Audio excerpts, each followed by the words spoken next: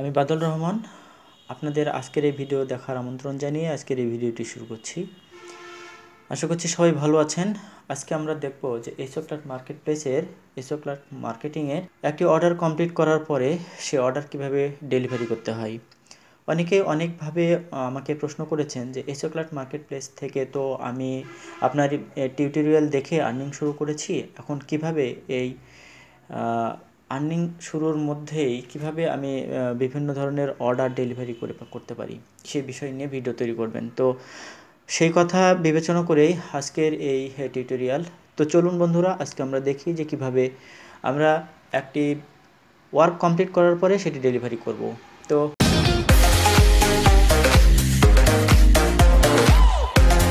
আমার অ্যাকাউন্টে log in অবস্থায় আছি, এটা একটা আমি লগ ইন অবস্থায় আছি, আপনারা লগ ইন করে নেবেন। লগ ইন করে নেওয়ার পরে সেলারে গিয়ে যে আপনি যে অর্ডারটি কমপ্লিট করেছেন সেই অর্ডারটি অবশ্যই ওপেন করবেন। হ্যাঁ, এই অর্ডারটি দেখুন, এই অর্ডারটি আমার কমপ্লিট হয়ে গেছে সময়ের পূর্বেই।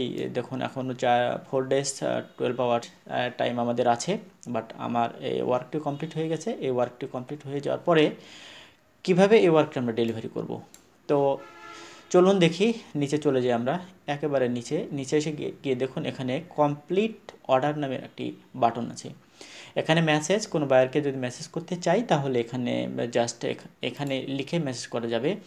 এখন কোনো অর্ডার আমি এখন কমপ্লিট হওয়ার পর সেটা ডেলিভারি করব।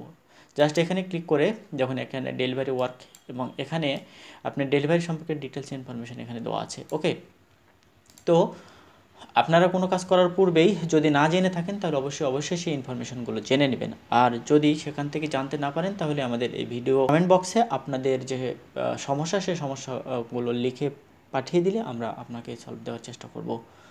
তো বন্ধুরা, এখানে আপনি যে ওয়ার্কটি কমপ্লিট করেছেন সেই ওয়ার্কটি এখানে ডিটেলস ইনফরমেশান সহ দিয়ে দিবেন। এবং এখানে আমি একটি কন্টেন্ট লিখে রেখেছি, যেমন এই যে এরকম ধরনের যে আপনার অর্ডারটি কমপ্লিট হয়ে গেছে, আপনি এটা দেখেন। আর আপনার যদি এই দেখার পরে আমাদের এই সার্ভিসটি আপনার ভালো লেগে থাকে তাহলে আপনি আমাদেরকে একটা রেটিং দিতে পারেন, ভালো দিতে পারেন। আমি এখানে কিন্তু সরাসরি গুড রিভিউয়ের কথা বলেছি, বাট কিছু শব্দ অ্যাড করে বলেছি যে if you feel we did an amazing job, just make a good review for our service. এই সার্ভিসের জন্য ভালো একটা রিভিউ করার কথা বলেছি।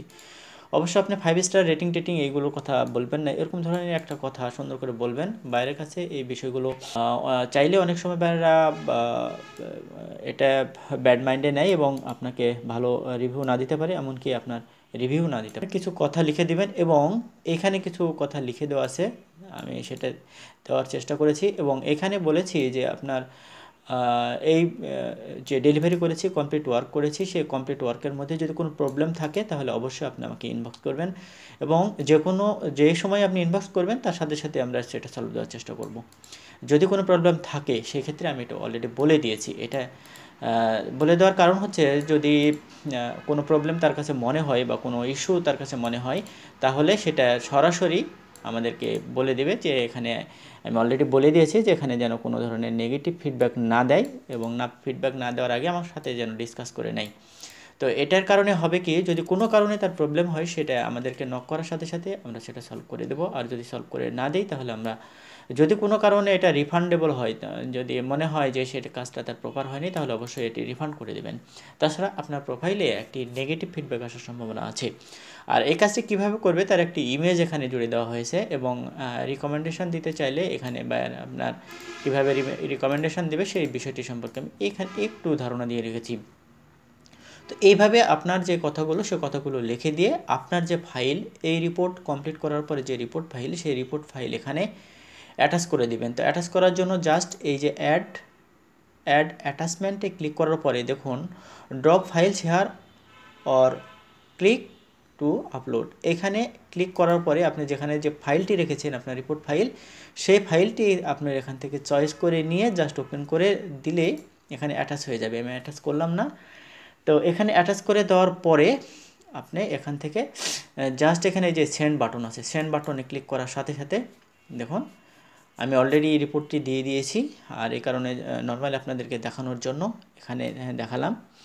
তো দেখুন অলরেডি এখানে রিপোর্টটি ডেলিভারি হয়ে গেছে, ইওর অর্ডার ইজ রেডি এবং কনগ্রেটস জানানো হয়েছে। আমার যে মেসেজ, সে মেসেজ সহ চলে গেছে। এবং একটি বিষয় আপনাদেরকে বলে রাখি, this order will be marked as complete in 5 days from the delivery date.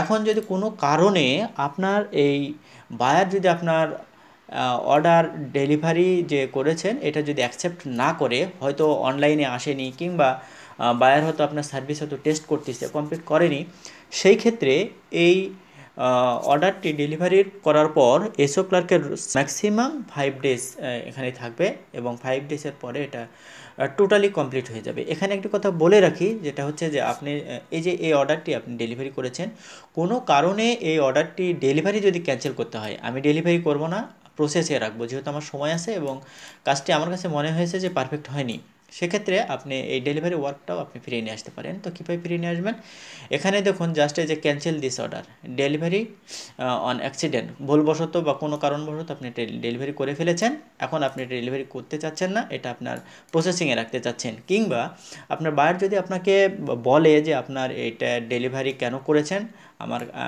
ওয়ার্কটি perfect হয়নি, সেক্ষেত্রে আপনি অবশ্যই এখানে এই যে ক্যান্সেল দিস ডেলিভারি, এই ক্যান্সেল দিস ডেলিভারিতে ক্লিক করে দিয়ে এখানে আপনি ইচ্ছা করলেই এই ডেলিভারিটা আবার প্রসেসিংয়ে নিয়ে চলে আসতে পারেন, যে আপনার অর্ডারটা প্রসেসিংয়ের মধ্যে আছে এবং আপনার অর্ডারটা প্রসেসিং হচ্ছে।